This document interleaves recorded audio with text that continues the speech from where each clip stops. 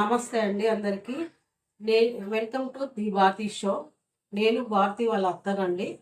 నేను ఈరోజు ఆలు కోఫ్తా రైస్ చేయబోతున్నానండి. దానికి కావలసిన పదార్థాలు చూపిస్తాను.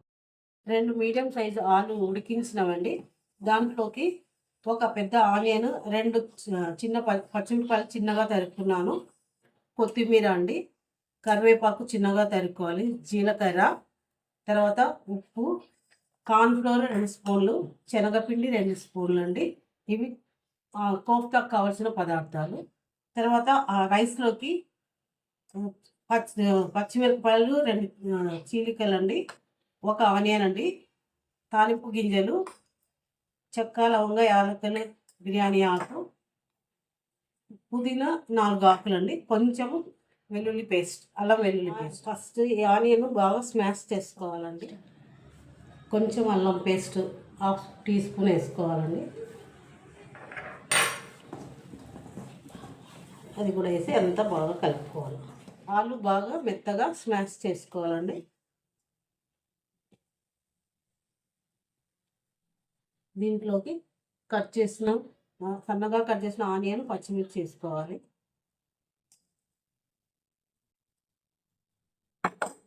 తర్వాత కొత్తిమీర కొంచెం అండి,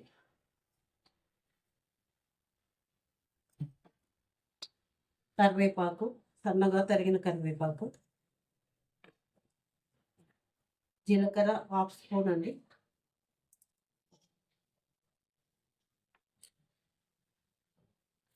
తగినంత ఉప్పు,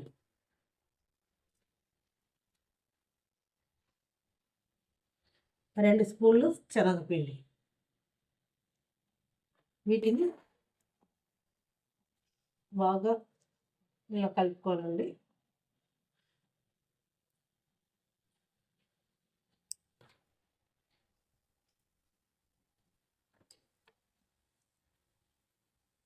తర్వాత 2 స్పూన్లు కార్న్‌ఫ్లోర్ కలుపుకోవాలండి బైండింగ్ కోసం.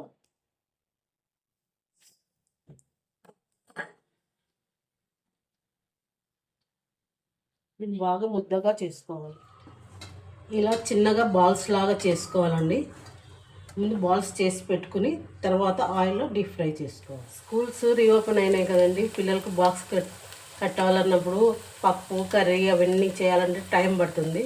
అట్లాంటప్పుడు ఈ ఆలు కోఫ్తా రైస్ చేసి బాక్స్ పెడితే పిల్లలు చాలా ఇష్టంగా తింటారు. కలుపుకొనే పని ఉండదండి. కోఫ్తాలన్నీ కలుపుకొని రైస్లో తినవచ్చండి. చాలా టేస్టీగా ఉంటుంది. ఒకసారి మీరు ట్రై చేసి చూడండి.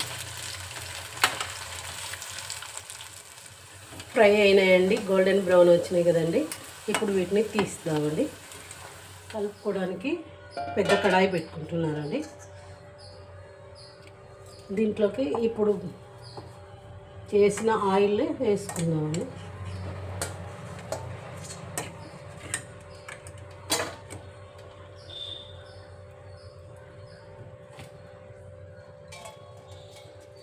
ఒక స్పూన్ అంత ఆయిల్ అండి.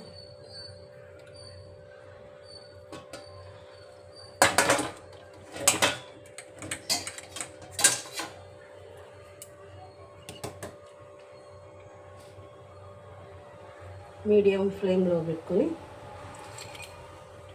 చెక్క, లవంగ, యాలకులు, బిర్యానీ ఆకు వేసుకున్నాం.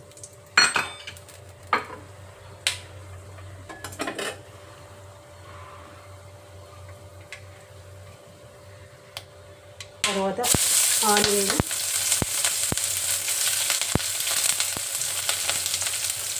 2-3 పచ్చిమిర్చి చీలికలు వేసుకుంటున్నాను. కరివేపాకు, ఒక రెమ్మ కరివేపాకు,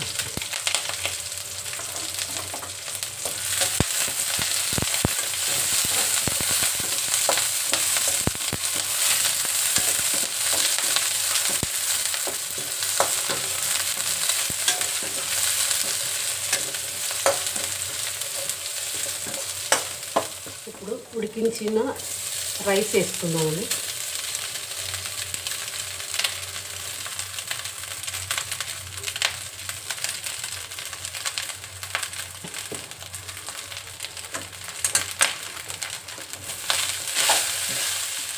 సాల్ట్ వేసుకోవాలండి.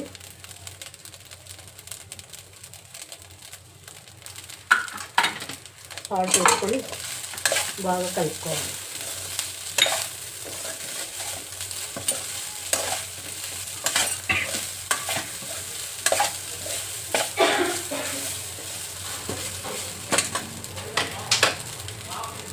ఇప్పుడు 4 పుదీనా ఆకులు ఉన్నాయండి.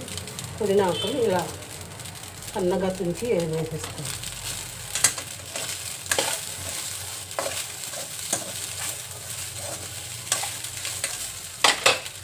వేయించి పెట్టుకున్న ఆలు కోఫ్తాలను వేసుకోవాలి. ఆలు కోఫ్తాలు వేసిన తర్వాత రైస్ని ఈ విధంగా కలుపుకోవాలి.